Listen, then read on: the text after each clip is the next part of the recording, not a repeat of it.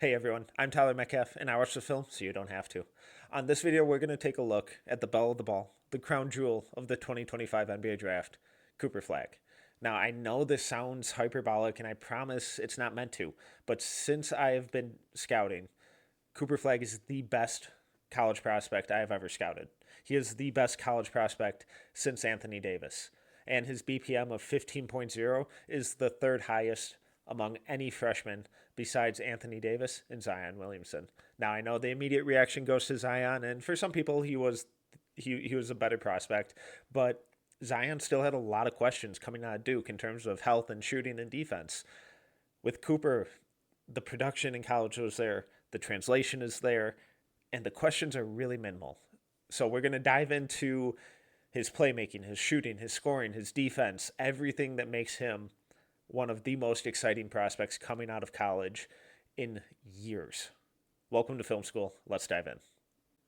The place we have to start with Flagg is on the defensive end of the floor because all throughout high school, all through the youth ranks, that was his thing. That was his calling card with his size, his athleticism, his length, the timing, the rotations, the awareness, all of it was immaculate. And I know that sounds hyperbolic, but it really, really was. And the really special thing about his defense, as we can see in this clip, is at his size, he was able to sit down in a defensive stance, slide his feet, cut off ball handlers. That's AJ DeBasso, one of the top prospects in next year's draft that he's locking down. And throughout high school, he was constantly turning these really positive defensive possessions into transition opportunities going the other way.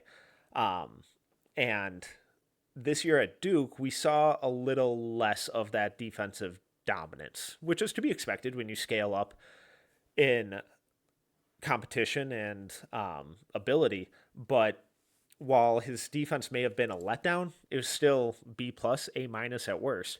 And where he was at his best was as a team defender in an off ball setting.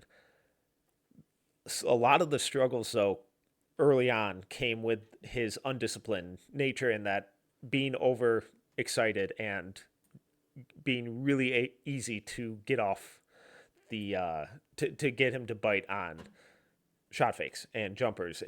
He was almost too hyped up, and as we can see here, some of these bad defensive discipline possessions early in the season, and as we go throughout these defensive clips, you'll notice the later in the season we get, the better the defense looks. So Lamont Butler gets him with a little shot fake there, sets up easy layup in transition. Here, again, another experienced college player, Andrew Carr, shot fake, Flagg flies by, leaves his teammates out to dry, no rotation, bucket, and the foul. Here, he just gets caught in no man's land, and he's ball watching, he's over helping, his man gets a wide open corner three. But as this game progressed, as the season progressed, we saw a lot of the defensive playmaking stuff that we saw throughout high school. So there, we had a really good block at the rim. Here, I love the discipline and him being under control on the closeout here. So he's in position to help from the weak side since ball handler started on the right. He's the low man, so he's rotating over and then does a really good job closing out, chopping his feet, sitting down in the stance, high hand deters the shot. And as Lamont Butler attacks middle, really, really quick hip flip here. Agile hips, quick feet, disciplined here, doesn't bite on the shot fake, ball handler slips, travel, ball going the other way. On the season, Flagg had a block rate of 4.9 and a steal rate of 2.8. The only other freshman in this draft to hit those marks, Thomas Sorber and Carter Bryant. So even though Flagg's defense was quote unquote disappointing this year, it was still some of the best defense in the entire country. And then add on to that his offensive impact, which we'll get into later. It's really special. So here, controlled closeout like we just saw. High hand deters the shot. Ball handler is going to attack that high foot. Quick hips, quick feet, stays on balance, reloads, really, really strong contest, terrific defense. Here he's guarding up in size, quick feet, absorbs the contact, great length to affect the shot. It's really consistent with Flagg. Really good rotation, good hands, pokes it loose. That ability to roam the baseline and really disrupt shots at the rim is so unique for a player his size and his age. He should have been in high school this year, but yet he was one of the best shot blockers in the country, especially for his position. And when we think about him defensively with the Mavericks next year, you add his rim protection and defensive playmaking and team defense to Anthony Davis and Derek Lively and Daniel Gafford. It's they're going to be a nightmare to score on because everywhere he goes, he's keeping an eye.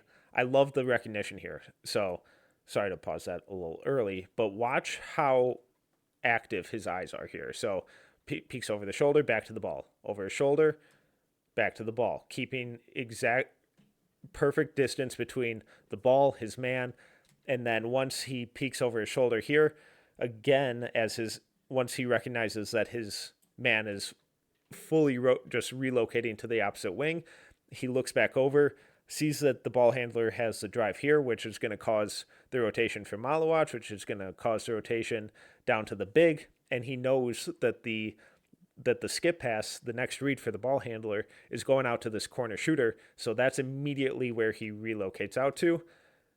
Gets there, easy steal, really high level, quick processing for someone his age. Again, just easy steal, immediately into transition. Welcome to the highlight reel. The ability to turn turn excellent defense into instant offense is so crucial. And I mean, look, Kaman Malawach is switched out onto RJ Davis here, but also just, I promise I did not edit this video, but that paused angle looks incredibly funny given the size difference. But Flagg is just lurking as the low man here. He is the primary rim protector right now, really active on the baseline, great recovery. As the ball swings, he initially gets a little too aggressive to close out there, but immediately recognizes it, gets back, and then has the leaping ability, the explosiveness, and the length to get the block. As a 18-year-old on draft night, and for most of his rookie season, Cooper Flagg is going to be one of the best young defenders in the league because of his on-ball versatility, but more importantly, because of his off-ball versatility, awareness, and disruptiveness, and how consistent it is throughout every single game, and how he just gets better week by week by week. Coming into the year, one of the biggest questions with Flagg was the shooting. Especially both off the catch and the bounce. But while there were some struggles early on, and he still kind of has that funky form, as we can see here with really kind of aggressive left elbow flare, but solid base, high release point, and the mechanics are consistent. But the shooting results were historically, while they've gotten better every single year, they weren't ever in a range that were like, oh my God, yes, shooter. Kind of until this year, though, where at Duke, some early season struggles and inconsistencies, but throughout the year, he ended up in the 76th percentile spotting up, the 71st percentile shooting off the catch, and shot 39% from three off the catch. Those are really good numbers for a quote-unquote non-shooter. And as we can see in these clips here, and where it looks really comfortable for him, that when he's able to step into it in rhythm, he's incredibly comfortable. Really solid base, consistent mechanics, high release point, great follow through, great rotation on the ball. And the fact that the mechanics may look a little funky doesn't bother me at all, because as long as they're consistent, that's what matters the most. And as long as the results are there, like they were this year, and the improvement is there, like it has been the last 5 years, who cares what the mechanics look like as long as it's comfortable and consistent? And that's exactly what it was for Flagg, especially off the catch this year. The next area that Flagg really needs to continue to improve is his on-ball shooting consistency and his handle. Now, when I say need to improve, that's not because they're bad, like so many people would like to make you believe. Um, he ranked in the 59th percentile shooting off the dribble this year, which obviously isn't incredible, but it's above average. And for a freshman with a usage rate over 30, who many have called a non shooter, especially coming into this year, that's a really, really good mark. And again, while he may not have a quote unquote bag like Kyrie, he doesn't need to, because what he's proven throughout this year is how efficient he is with 1-2 dribble move pull ups and get into his spots. And we'll see how effective that handle is in a couple minutes here. But the consistent high release point that we saw shooting off the catch also shows up off the dribble. Now, perfect release point. The fact that he's getting square and finding his balance mid pull up, mid turnaround is really impressive for someone who should still be in high school. That's a really, really tough shot, regardless of your age. And Flagg throughout this year did a really good job of stringing together just jab steps into pull-ups, hang dribble, crossover, pull-up, really efficient dribble moves, no wasted movement, quick, decisive shot making that constantly kept defenders on their heels. And as he continues to grow, as his combo moves continue to grow from 1-2 dribble moves into 3-4-5 down the road, his scoring and on-ball shooting could really quickly get into a scary place with how devastating they can be. Now, Flagg's handle is way better than people like to give it credit for, but it still needs a lot of work. And when I talked about evolving from 1-2-3 dribble moves into 3-4-5-6, that's where we're going to see his scoring versatility really take a leap. Because this year he was just in the 48th percentile in isolation scoring, which it's fine. But for someone of his usage, with his upside, with his pedigree, and scoring versatility, that number needs to get higher. And as his handle continues to improve, like it did throughout this season, it's already taken massive strides in just the last 2 years. As that handle continues to improve and he gets stronger, the scoring efficiency and effectiveness is going to get way better. So, and as we can see here in these clips, goes through his legs, crossover, but tries to spin through it, and just doesn't have the physicality to deal with the contact here on the spin and the awareness on the spin back. I really like this angle of this turnover because, as we can see, as he attacks downhill, handles a little wide, and then on the spin move here, it's just way too far out from his body.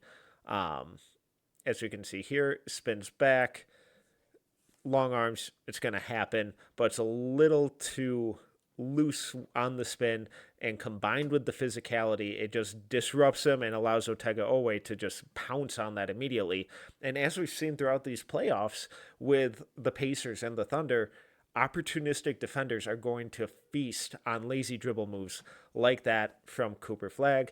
And Kobe Bryant is kind of a big dude and an older guy, but there's just no creativity, no imagination here. He's trying to go brute force. And part of this is just the ego of a younger player with his pedigree trying to go through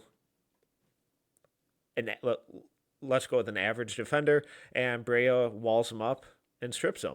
The lack of ball security and the lack of physicality that Flagg had early on in the season was an issue, and it's something that he improved on, as we'll see in these next clips. It's something that he improved on throughout the year, and again, has improved on significantly in just the last years, but it still needs a lot of work. Despite any pearl clutching or nitpicking with Flagg's handle and shooting potential and how real is it all, he's still ranked in the 86th percentile in points per possession overall and the 91st percentile in pick and roll scoring as the pick and roll ball handler. The strides that he made this year were incredible. And on top of that, He had a true shooting percentage of 59 and a usage rate over 30. So it was efficient, it was high volume, and it came in a myriad of ways that we're not used to seeing uh, from freshmen his age.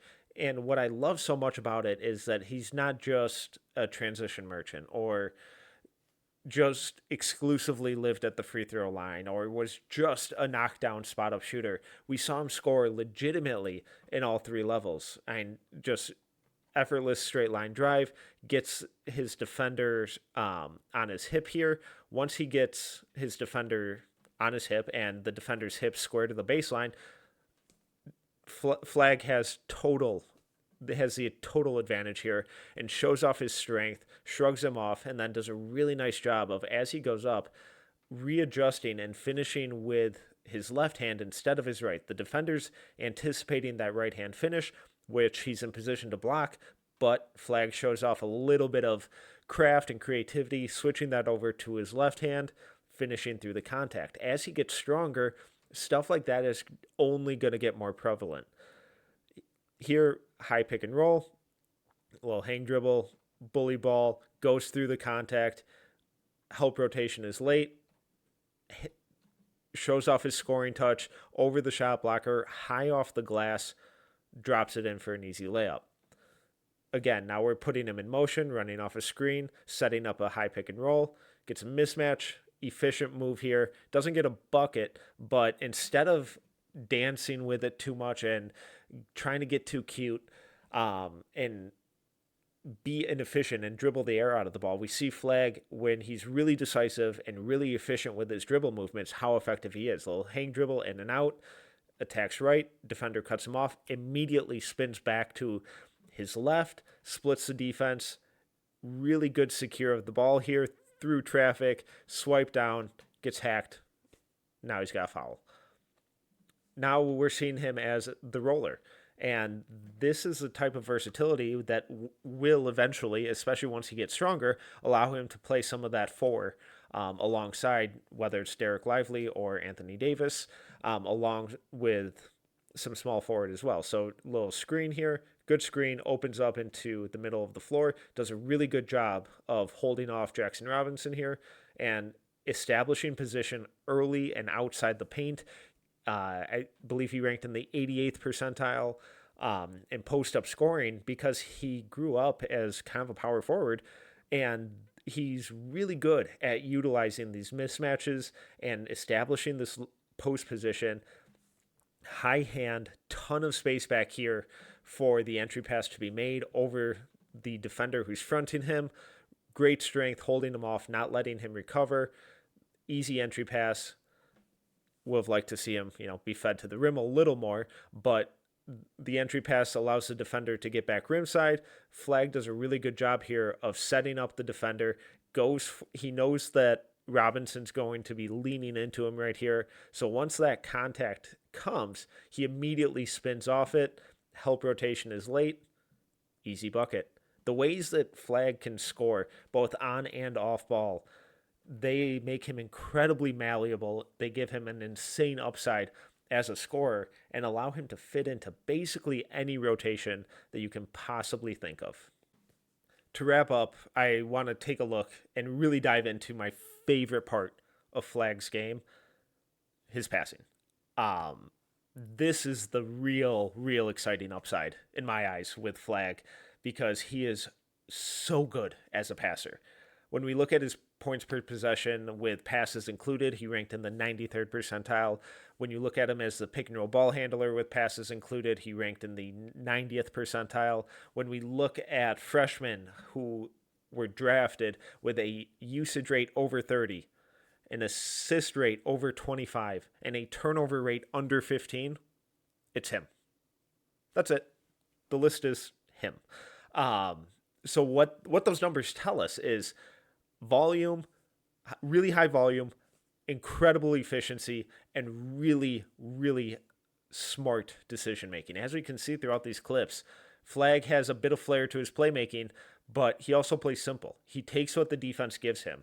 His processing speed is incredibly fast. He's incredibly knowledgeable of where every single person is on the court. His court mapping is some of the most impressive of any freshman in quite some time.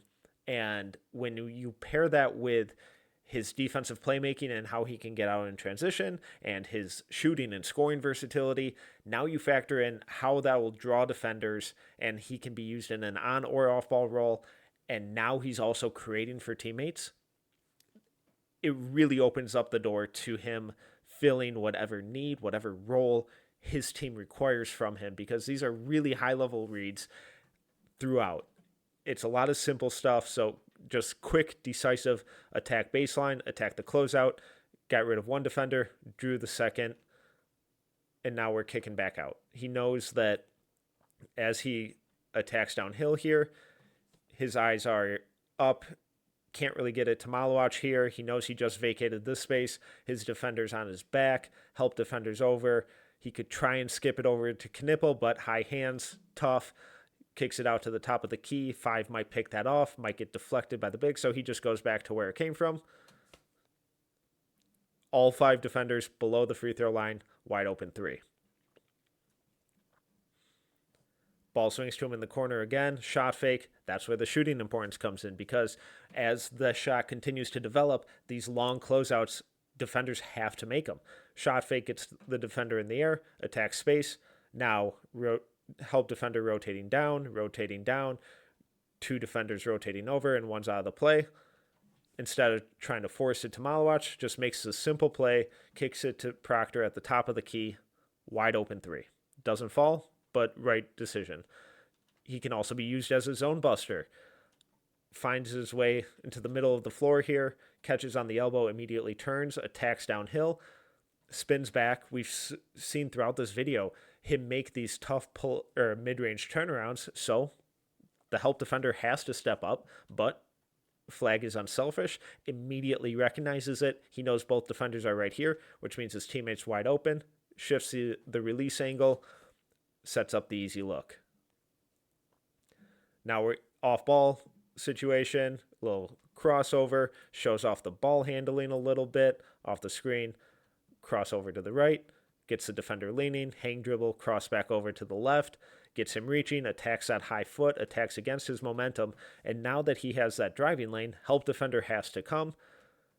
He recognizes it, elevates, gets both defenders to commit, and instead of taking a wild shot, just sets up his teammate, doesn't get it, Andrew Carr does a really good job of swiping down here, but if Gillis just goes up there, he's probably getting the foul or the layup. Good process. Now we're seeing him again as the roll man. In the short roll area, we saw how he used it to initiate a mismatch and set up a post-up score. Now we're seeing him float into this area in the middle of the floor in the short roll. 2 help defenders coming. He has Malawach going to the rim. He has Sion James in the corner. Corner 3s, in the NBA, maybe that's Klay Thompson on the Mavs out there in the corner. And maybe he's making that skip pass. Regardless, a lob to athletic 7-footer at the rim for essentially guaranteed 2 points. Not a bad option either. We see him floating in the dunker spot here against 2-3 zone. Finds this open pocket in the middle of the floor. Attacks downhill. Really similar thing. Just easy and effective, taking what the defense gives him, finds the open space, attacks the open space, draws the help defenders. He's now in a disadvantage in 2v1. So he just makes the easy read to his teammate who's completely unguarded. Top of the key, pick and roll. Great job of reusing the screen. Now we're seeing some of that flare and what the handle can continue to grow into. Defender goes under. Cool. No problem. Let's just rescreen that real quick. And now we have the switch. Avoids the steal attempt, goes behind his back. And now he's gotten rid of that defender. His original defender steps up to him and leaves Malawach. Bold decision. But instead of trying to force the drive back to his right, where the recovering defender might get a steal, poke it loose, who knows what happens. Instead, just dumps it off to a 7-footer for the wide open dunk. Off ball roll again, little jab step. We see him string multiple dribble moves together. In a couple years, I think this is a kind of on ball creation and handle that we're going to see from him constantly. I know he has a switch on, I think that's Juwan Roberts. So he has a switch on the opposing center, but Roberts is still an incredible defender, and we see that handle, the efficiency of it, crosses back over, counters it, gets the defender leaning, attacks back into the space. Now he has him on his hip. Flagg is in control at this point, which draws the help defender to step up. Flagg elevates, gets both defenders looking, and instead just dumps it off to his teammate. Easy layup. Unselfish play, quick processing, quick recognition. It's what Flagg showed all year. I love this one just because of the release angle. Attacks baseline, gets cut off, help defenders there. Perfect defense. So what he does is just shift. He lets his momentum take him out of bounds, shifts the release angle to way out there, and delivers a pinpoint pass to Conk-Knippel shooting pocket. Not bad. Not bad at all. High pick and roll, splits the defense, driving kick. That's effortless. It's making simple reads, taking what the defense gives him, and finding the open man every single time.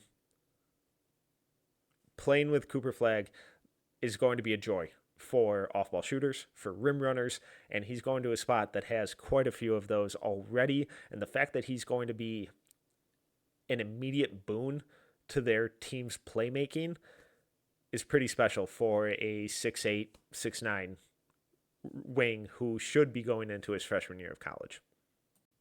When I call Cooper Flagg the best college prospect since Anthony Davis, I promise I'm not trying to be hyperbolic. He really is. He's the most well-rounded and ready to contribute freshman prospect I've ever scouted. His ability to impact winning plays on both sides of the ball every single second that he's on the floor is really, really special. The guys that I continuously compare him to are historical greats like Kevin Garnett, Tim Duncan, Kawhi Leonard, Jason Tatum. They're guys where no matter what they do when they're on the court, they're doing the right thing. They're contributing to winning basketball and making everyone else around them better. If you need them to score, they'll score. You need them to knock down shots off ball, they'll knock down shots off ball. You need them to take over a game and get their own shot or create for others, they can do that. You need them to lock up the opposing team's best offensive player and play incredible team defense. Cool. They'll do that too. It doesn't matter with Cooper Flagg. He's going to be, it is insane how much the Dallas Mavericks lucked out winning that lottery because he is a legitimate franchise cornerstone to build around, and he's going into a situation that has an already dynamic on-ball creator in Kyrie Irving once he's healthy, and two of the best defensive bigs, a younger one in Derek Lively and a more veteran one in Anthony Davis. And when you throw Cooper Flagg's team defense, on-ball defensive versatility, playmaking, scoring versatility into the mix, and now he's, instead of being a focal point on a bad team, he's third, fourth, maybe second option on a good team, it gets really exciting really quickly.